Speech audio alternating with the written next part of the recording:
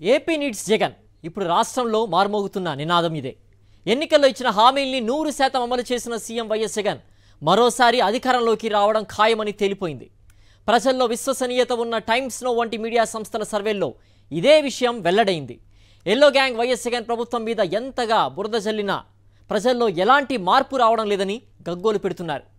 విశ్వసనీయతకు మారుపేరుగా ఉన్న వైఎస్ఆర్సీపీ అధినేత వైఎస్ జగన్ ఎలా ఎదుర్కోవాలో తెలియక చంద్రబాబు బ్యాచ్ మల్ల గుల్లాలు పడుతోంది. ఈ అంశాలపై కేఎస్ఆర్ విశ్లేషణ చూద్దాం. ఆంధ్రప్రదేశ్లో వచ్చే ఎన్నికల్లో గెలుపు ఎవరిదో మరోసారి స్పష్టమైంది. వైఎస్ఆర్ కాంగ్రెస్ తిరిగి అధికారంలోకి వస్తుందని తేలిపోయింది. టైమ్స్ నౌ తాజా సర్వే ప్రకారం దాదాపు మొత్తం లోక్సభ సీట్లు వైసీపీకి దక్కనున్నాయి. ఏపీలో 25 లోక్సభ సీట్లు ఉన్న సంగతి తెలిసిందే.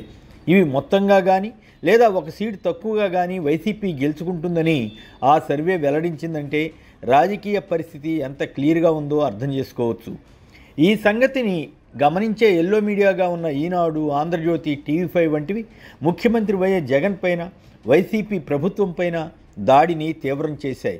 తాము ఎన్ని వ్యతిరేక కథనాలు సృష్టిస్తున్నా ప్రజల్లో మార్పు రావడం లేదన్నదే వారి ఏడ్పు.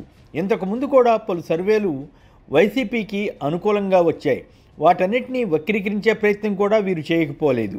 విపక్ష తెలుగుదేశం, జనసేన వంటివి చేశాయంటే అర్థం చేసుకోవచ్చు. వారికి రాజకీయంగా నష్టం కలుగుతుందని ఆందోళన చెందుతుంటారు. కానీ ఈనాడు తదితర మీడియా సంస్థలు మరీ ఎక్కువగా గగ్గోలు పెడుతున్నాయి. కొంతకాలం క్రితం ఇండియా టీవీ ఏపీకి సంబంధించి సర్వే చేయకపోయినా ఏదో కాకతాళీయంగా 15 సీట్లు టీడీపీ అన్న పదాలు వాడిందే తడవుగా ఎల్లో మీడియా ఆ తర్వాత చంద్రబాబు నాయుడు రెచ్చిపోయి వ్యవహరించారు. ఇంకేముంది, అధికారంలోకి వచ్చేసిందన్నంత సందంగా సంబరపడ్డారు. తాజాగా వచ్చిన సర్వేతో వారికి మతిపోయి ఉండాలి. అందుకే ఈనాడు, జ్యోతి వంటి మీడియా ఈ వార్తను అసలు కవర్ చేసినట్లు కనిపించలేదు. కేంద్రంలో మళ్ళీ బీజేపీ ఆధ్వర్యంలోని ఎన్డీఏనే అధికారంలోకి వస్తుందని కూడా ఈ సర్వే తేల్చింది. టైమ్స్ నౌ సర్వేకి కొంత విలువ ఉంటుంది. దానికి కారణం ఆ సంస్థ చేపట్టిన పలు సర్వేలు చాలా వరకు వాస్తవమని నిరూపితమయ్యాయి కనుక.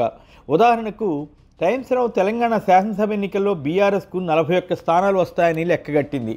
ఆ పార్టీకి 39 స్థానాలు వచ్చాయి. కాంగ్రెస్కు 60 స్థానాలు రావచ్చు అని చెబితే 64 వచ్చాయి.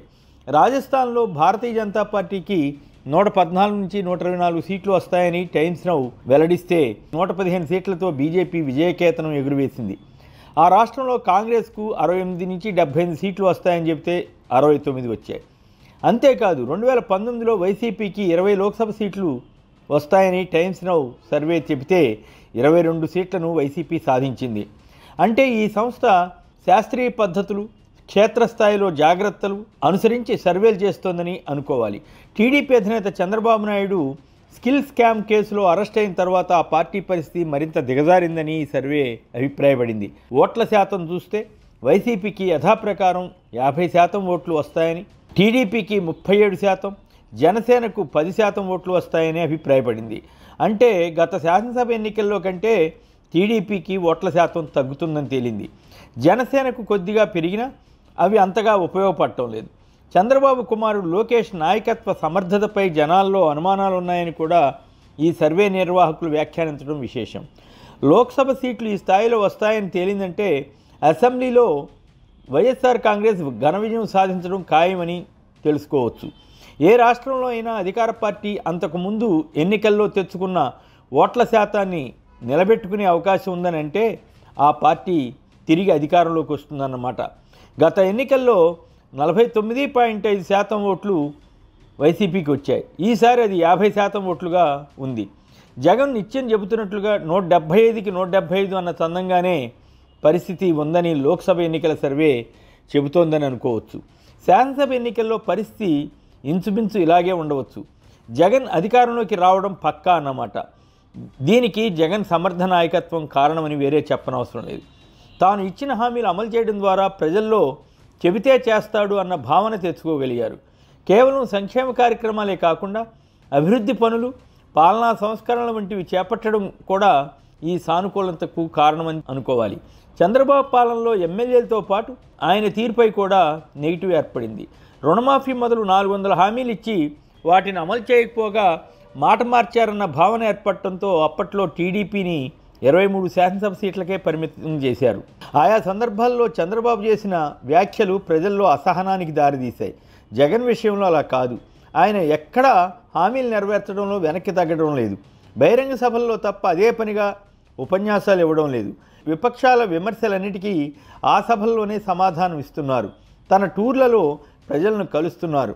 ఎవరైనా తమ బాధలు చెప్పుకుంటే విని వాటిని అప్పటికప్పుడే పరిష్కారం చేసే యత్నం చేస్తున్నారు. అంతేకాక పేదలు బలహీన వర్గాల పట్ల ఇంతగా శ్రద్ధ చూపిన ప్రభుత్వం మరొకటి లేదంటే అతిశయోక్తి కాదు. అందువల్లే ధైర్యంగా సామాజిక సాధికార యాత్రల పేరుతో బస్సు యాత్రలు చేయించి ఆ వర్గాల్లో తనకు ఎంత బలం ఉందో తెలియజేయగలుగుతున్నారు.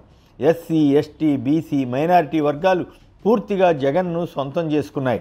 అందుకే దాన్ని ఎలా చెడగొట్టాలా అని ఈనాడు, జ్యోతి తదితర ఎల్లో మీడియా ఆ వర్గాలకు ఏదో అన్యాయం జరుగుతోందంటూ తప్పుడు ప్రచారానికి దిగుతోంది. అయినా జనం నమ్మడం లేదు.